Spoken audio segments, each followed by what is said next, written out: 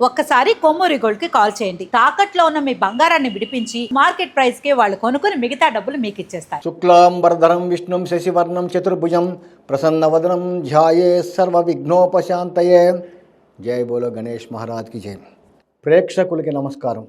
ఈరోజు నేను పద్మవిభూషణ్ గ్రహీత శ్రీ నందమూరి బాలకృష్ణ గారి జాతకాన్ని చెప్పదలుచుకున్నాను. అసలు యోగాలు ఎట్లా ఉంటాయి, రాజయోగాలు ఎట్లా ఉంటాయి ఒక జాతక చక్రంలో, అసలు రాజయోగాలు ఎందుకు ఉండాలి జాతక చక్రంలో, అసలు రాజయోగాలు ఉండటం వల్ల ఒక మనిషి ఎంతవరకు జీవితంలో అభివృద్ధిలోకి వస్తాడు, దానికి నిదర్శనమే శ్రీ నందమూరి బాలకృష్ణ గారి జాతకం.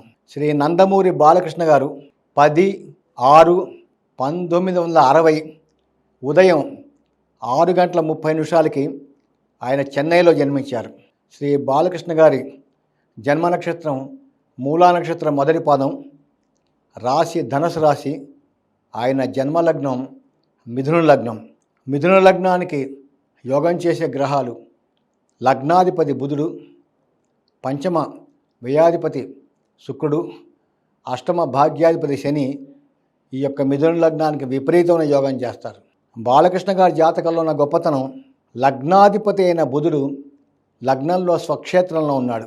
బుధుడు లగ్నంలో స్వక్షేత్రంలో ఉన్నాడు కాబట్టే భద్రమహాపురుష యోగము ఏర్పడింది. భద్రమహాపురుష యోగం అంటే బుధుడు మన శరీరంలో బుద్ధిని కంట్రోల్ చేస్తాడు కాబట్టి ఆ బుధుడు లగ్నాధిపతి లగ్నంలో ఉండటం వలన ఈ భద్రమహాపురుష యోగం ఏర్పడింది. ఈ యోగం వలన ఈ జాతకుడు అత్యంత తెలివితేటలు కలిగి, ముఖ్యంగా పూర్ణ ఆయుర్దాయం, పూర్ణ ఆయుష్ కలిగి ఉంటాడు. ఇది చాలా గొప్ప రాజయోగం. పంచమహాపురుష యోగాలు 5: రిచిక మహాపురుష యోగం, భద్ర మహాపురుష యోగం, మాలవ్య మహాపురుష యోగం, శశి మహాపురుష యోగం, రిచిక మహాపురుష యోగం. ఈ 5 యోగాలు. ఈ 5 యోగాల్లో ఈ బాలకృష్ణ గారికి ఈ భద్ర మహాపురుష యోగం ఏర్పడింది, సంభవించింది. అలాగే ఆయనకి జన్మలగ్నం నుంచి సప్తమ స్థానం లోపల సప్తమ రాజ్యాధిపతి అయినటువంటి గురువు స్వక్షేత్రంలో ఉన్నాడు. ద్వితీయాధిపతి అయినటువంటి చంద్రుడితో కలిసి ఉన్నారు. ఎప్పుడైతే చంద్ర గురువులు కలిసి ఉన్నారో ప్రబలమైన గజకేసరి యోగం ఏర్పడింది. ఈ గజకేసరి యోగం వలన జీవితాంతం మనిషికి తిండికి బట్టకి లోటు ఉండదు. అలాగే సమాజంలో ఖచ్చితంగా పేరు ప్రతిష్టలు వస్తాయి. దాని ప్రకారమే ఈ యొక్క రాజయోగం వల్లనే బాలకృష్ణ గారు 3 సార్లు ఆయన హిందూపూర్కి ఆయన ఎమ్మెల్యేగా గెలిచారు. ముఖ్యంగా బాలకృష్ణ గారి జాతకంలో ఉన్న గొప్పతనం ఏంటంటే, మిథున లగ్నానికి అత్యంత యోగకారకుడు అష్టమ రాజ్యాధిపతి అయినటువంటి ఈ శనేశ్వరుడు సప్తమ స్థానంలో ఉన్నాడు. ఉండి డైరెక్ట్గా లగ్నాన్ని చూస్తున్నాడు. దీని ప్రభావం వలన ఆయనకి విపరీతమైన రాజయోగం ఉంది. అదృష్టం విపరీతంగా ఉండి గత జన్మలో ఎంతో పుణ్యం చేసుకున్నాడు కాబట్టి నందమూరి తారక రామారావు గారికి తనయుడిగా జన్మించడం జరిగింది. ఏ మనిషి అన్నా కానీ గత జన్మలో అఖండమైన పుణ్యాలు చేసుంటేనే అలాంటి కుటుంబంలో జన్మిస్తారు. కాబట్టి బాలకృష్ణ గారు ఖచ్చితంగా గత జన్మలో అఖండమైన పుణ్యాలు చేసుకున్నారు కాబట్టి అలాంటి రాజకుటుంబంలో ఆయన జన్మించడం జరిగింది. ముఖ్యంగా ఆయనకి మానవత్వం చాలా ఉంటుంది.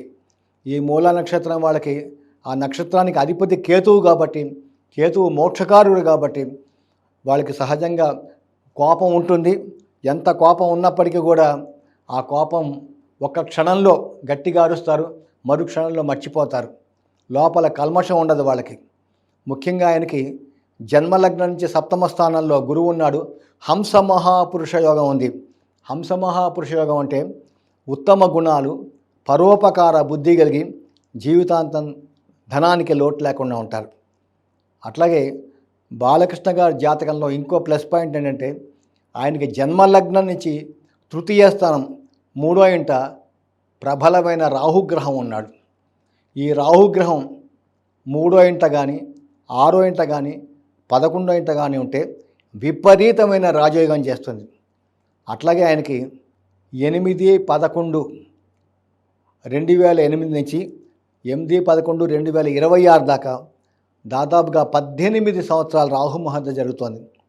కాబట్టి 2008 తర్వాత బాలకృష్ణ గారు నటించిన ప్రతి చిత్రం కూడా గోల్డెన్ జూబ్లీ నడిచింది.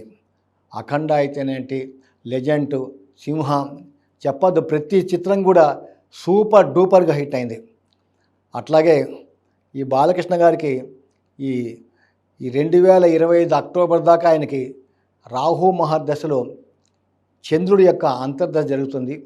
చంద్రుడు ధనాధిపతిగా సప్తమ స్థానంలో ఉండటం వలన గోచారంలో కూడా ఈ 2025 మే 15వ తారీఖు నాడు గురుగ్రహం వృషభ రాశి వదిలి మిథున రాశిలోకి రావటం వలన, ముఖ్యంగా 2025 మే 21వ తారీఖు నాడు రాహుకేతులు మారుతారు. కాబట్టి ఈ రాహు యాంటీ క్లాక్ వైజ్గా మీనరాశి వదిలి కుంభరాశిలోకి రావటం వలన ఈ రాహు గోచారంలో 18 మాసాలు విపరీతమైన రాజయోగంగా ఉంటుంది.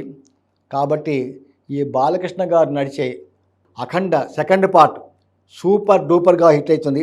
అంతేకాదు ఆయనకి నేను ఇంకొక విషయాన్ని కూడా చెప్పదలుచుకున్నాను. ముఖ్యంగా ఆయనకి ఏంటంటే ఈ సంవత్సరం 26/10/2025 నుండి 13/11/2026 దాకా ఆయనకి రాహు మహర్దశలో ఈ కుజుడి అంతర్దశ నడుస్తుంది. ఈ రాహులో కుజుడు వచ్చినప్పుడు చాలా అగ్రెసివ్గా ఉంటారు. కారణం ఏంటంటే ఆయనకి కుజుడు దిగ్బలం చెందాడు. దిగ్బలం అంటే ముఖ్యంగా ఈ రవి, సూర్యభగవానుడి రవి అంటారు. రవి కుజుడు ఇద్దరు కూడా లగ్నం నుంచి దశమ స్థానాల్లో ఉంటే దాన్ని గ్రహ దిగ్బలం అంటారు. ఈ కుజుడు దిగ్బలం చెందాడు కాబట్టి విపరీతమైన యోగం చేస్తాడు. ముఖ్యంగా అక్కడ ఉన్న కుజుడు డైరెక్ట్గా లగ్నాన్ని చూస్తాడు కాబట్టి చతుర్థ దృష్టి ద్వారా ఈ యొక్క కుజుడు యొక్క అంతర్దృష్టి కూడా బాగుంటుంది. ముఖ్యంగా బాలకృష్ణ గారికి 13/11/2026 నుండి 13/11/2042 దాకా 16 సంవత్సరాల గురు మహర్దశ జరుగుతుంది. ఈ గురువు మిథున లగ్నానికి సప్తమ రాజ్యాధిపతిగా సప్తమ స్థానంలో స్వక్షేత్రంలో మూలా నక్షత్రం మీద ఉన్నాడు. కాబట్టి ఈ 2026 నవంబర్ నుంచి ఈ గురు మహర్దశ ప్రారంభం కాగానే ఆయన ఇంకా నాకు తెలిసి గురువు జ్ఞానకారకుడు, అట్లాగే ఈ రాహు నక్షత్రం మీద ఉన్నాడు కాబట్టి ఈ కేతు యొక్క మూలా నక్షత్రం మీద గురువు ఉన్నాడు కాబట్టి కేతు మోక్షకారుడు కాబట్టి అక్కడి నుంచి ఆయన తీవ్రమైనటువంటి దైవభక్తిలోకి వెళ్ళిపోతాడు. నాకు తెలిసి అక్కడి నుంచి కూడా ఇంకా ఈ చిత్ర పరిశ్రమ నుంచి విరమించుకొని ఆయన కుమారుని ఈ చిత్రరంగంలో తీసుకొస్తాడని నేను అనుకుంటున్నాను. ఏది ఏమైనప్పటికీ కూడా బాలకృష్ణ గారికి మొన్న పద్మవిభూషణ్ అవార్డు రావటం ఒక తెలుగువాడిగా నేను చాలా గర్వపడుతున్నాను. బాలకృష్ణ గారికి భవిష్యత్తులో ఇంతకన్నా పెద్ద పెద్ద అవార్డులు రావాలని మనస వాచ కర్మని ఆయన అఖండ ఈ సెకండ్ పార్ట్ సూపర్ డూపర్గా హిట్ అవ్వాలని కలియుగ ప్రత్యక్ష దైవం శ్రీ వెంకటేశ్వర స్వామిని ప్రార్థన చేస్తూ ముగిస్తున్నాను. నమస్కారం.